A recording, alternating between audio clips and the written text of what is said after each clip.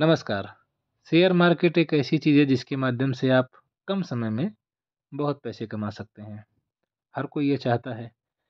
अगर आप बैंक में पैसा रखते हैं तो बैंक जितना आपको 5 साल में देगा शेयर मार्केट में आपका 2 दिन में, 3 दिन में, 1 ही दिन में शायद उतना आप कमा सकते हैं।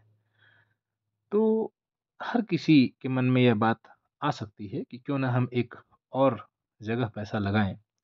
जैसे अगर आप कोई कार्य कर रहे हैं और आपके पास है अमाउंट, तो आप उसे शेयर मार्केट में लगाकर पैसा कमा सकते हैं।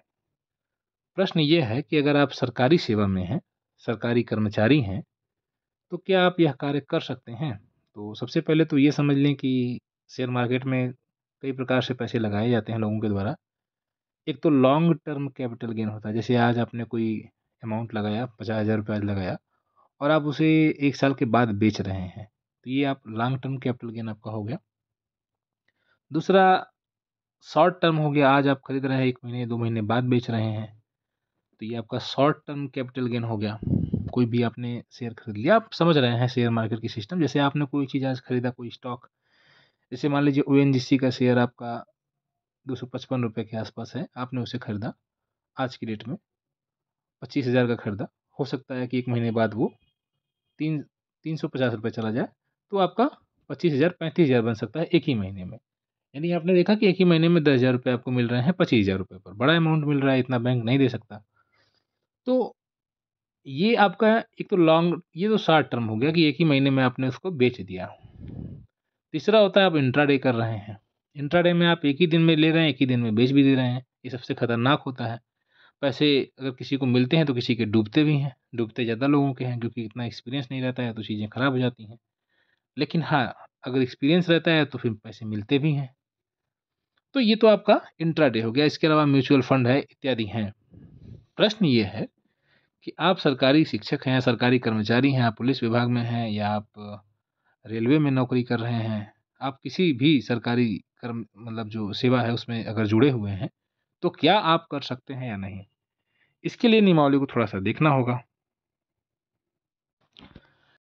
देखिए, अगर आप राज्य सरकार के कर्मचारी हैं, तो भी आपके ऊपर ये नियम लागू होगा। तो आइए हम इस नियम को देख लेते हैं जिसमें जो सेंट्रल सिविल सर्विसेज रूल है और इसमें ये कहा गया है इन्वेस्टमेंट के संबंध में है, जब आप पैसा लगाते हैं और लेंडिंग मतलब पैसा आप किसी को देते हैं या फिर आप किसी से पैसा उधार के रूप में लेते हैं।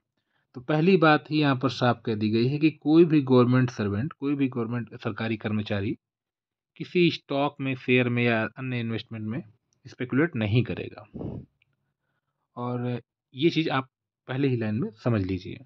इसमें यह भी है कि इसमें अगर आप ओकेशनल इन्वेस्टमेंट करते हैं, जैसे अगर आप लॉन्ग टर्म कैपिटल गेन कर रहे हैं, आपने आज स्टॉक लेकर छोड़ दिया 1 साल, 2 साल, 3 साल के लिए, तो आप वो कर सकते हैं। अगर आप स्टॉक ब्रोकर के थ्रू ले रहे हैं या जो भी गवर्नमेंट के द्वारा रिकॉग्नाइज़ किए गए हैं, उनके माध्यम से आप ले रहे हैं और ओकेशनल मतलब आप कभी-कभी पैसा लगा रहे हैं, ओकेशनल इन्वेस्टमेंट आप कर रहे हैं, तो फिर आपको कोई दिक्कत नहीं होगी। ठीक है? यहाँ पर एक्सप्लेनेशन भी किया कि फ्रीक्वेंट परचेज़ और सेल आप शॉर्ट टर्म भी कर सकते हैं, आप लॉन्ग टर्म भी कर सकते हैं, 6 महीने बाद अगर आप उसको बेच रहे हैं। तो अगर आप फ्रीक्वेंट परचेज़ करें, उस पर आपको टैक्स देना पड़ेगा। लेकिन अगर आप फ्रीक्वेंट परचेज़ कर रहे हैं या सेल कर रहे हैं, तो ये investment speculation with in meaning of the sub rule, तो ये इस पे आपको बचना है। जैसे अगर आपने आज स्टॉक लिया कोई 20,000 25,000 का और फिर कल ही आप उसको सेल कर रहे हैं या आज ही आप उसको सेल कर रहे हैं, तो ये नहीं कर सकते हैं आप। समझ रहे हैं? इंट्राडे यानी कि आप बार-बार अगर सेल कर रहे हैं, खरीद रहे हैं, बाई कर रहे हैं, सेल कर रहे हैं, तो फिर यहाँ पर आपके लिए प्रॉब्लम हो जाएगी। अगर आप सरकारी कर्मचारी हैं, तो फिर सतर्क हो जाइएगा। दूसरा आपके मन में ये भी होगा कि भई कुछ लोग ऐसा भी चाहते हैं कि मैं नहीं कर सकता तो मैं अपनी पत्नी के नाम से करा दूँगा, अपनी पत्नी का बिज़नेस करा देते हैं। तो यहाँ पर भी रूल लिखा हुआ है कि कोई भी गवर्नमेंट सर्वेंट अगर है, तो किसी भी उसके परिवार के किसी भी सदस्य या कोई भी जो व्यक्ति है, उसके बिहाफ़ पर इन्वेस्टमेंट नहीं करेगा। ऐसा इन्वेस्टमेंट नहीं करेगा जिससे वो उसका प्रभाव पड़े, इन्फ्लुएंस करे ऑफ़िशियल ड्यूटी में। यानी कि आप अगर ये सोच रहे हैं कि अपनी पत्नी के नाम से आप शेयर मार्केट में पैसा लगा रहे हैं, तो कहीं न कहीं वहाँ पर भी आप शक के घेरे में हैं, संदेह के घेरे में हैं। Purchase of share out of the quotas reserved for, ये आगे लिखा हुआ है, ठीक है?